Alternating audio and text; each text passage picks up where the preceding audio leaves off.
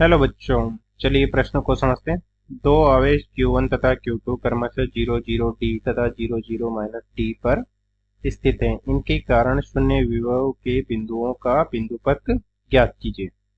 हमें शून्य विभव के बिंदुओं का बिंदुपथ ज्ञात करना है। मुख्य अवधारणा में हम देख सकते हैं कि माना कि कोई आवेश Q है और इससे r दूरी पर बिंदु P पर हमें विभव ज्ञात करना है। तो विभव बराबर होता है k Q बटा r तथा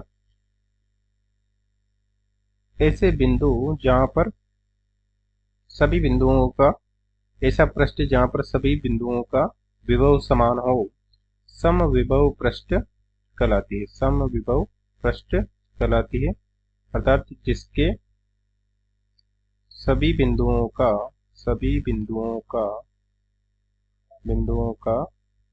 विभव समान होता। अब चलिए प्रश्न को हल करते हैं। प्रश्न में दिया गया है कि Q1 और Q2 दो आवेश हैं। माना कि इस प्रकार से z अक्ष पर इस प्रकार से माना कि z अक्ष है और Q1 बिंदु है।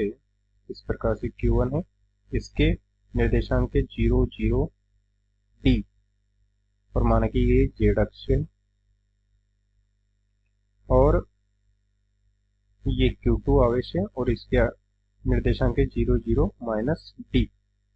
तो यहाँ पर कहीं मूल बिंदु हो जाएगा और ये x अक्ष हो जाएगा।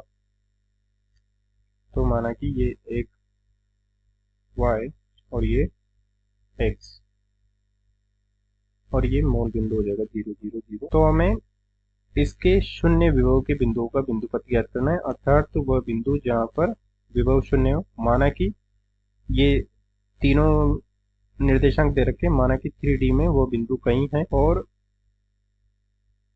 उसे हमने x अक्ष पर माना है, सॉरी z अक्ष पर मानते हैं। z अक्ष पर माना कि ये z दूरी पर है। तो यहाँ से यहाँ तक की दूरी हो जाएगी d प्लस जेड और ये दूरी हो जाएगी d माइनस जेड। और यहाँ पर इस बिंदु पर हमने बिंदु P है तो बिंदु VP पर 0 है। तो यहाँ से हम देख सकते हैं कि आवेश हो जाएगा k Q1 बटे हो जाएगा Q1 की दूरी हो जाएगी वर्गमूल x square plus y square plus d minus z का वर्ग प्लस हो जाएगा k Q2 बटे हो जाएगा वर्गमूल x square y square plus d plus z का वर्ग और बराबर हो जाएगा 0। और ये 0 तभी हो सकता है जबकि Q1 या Q2 में से एक ऋण आवेश हो। तो इसे बराबर कर देंगे तो ये हो जाएगा Q1 बराबर वर्गमूल x की घात 2 y की घात 2 d माइनस जेड लिया था हमने।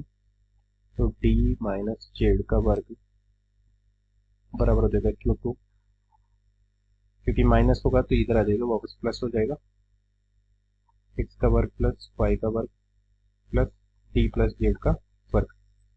इसे इस प्रकार से हल करेंगे तो हमें गोले का समीकरण प्राप्त होता है जो कि हो जाता है x की घात 2 y की घात 2 प्लस z की घात 2 प्लस हो जाता है Q1 बटे Q2 का वर्ग प्लस 1 बटे हो जाएगा Q1 बटे Q2 का वर्ग माइनस 1 गुणा में रहता है 2ZD प्लस D की घात 2।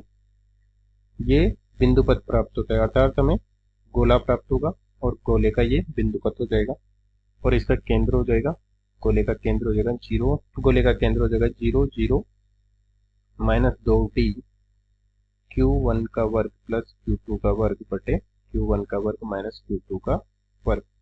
ये हो जाएगा इस गोले का केंद्र। यदि यदि Q1 बराबर होता -Q2 के, तो हमें Z बराबर बिंदुपथ प्राप्त होता।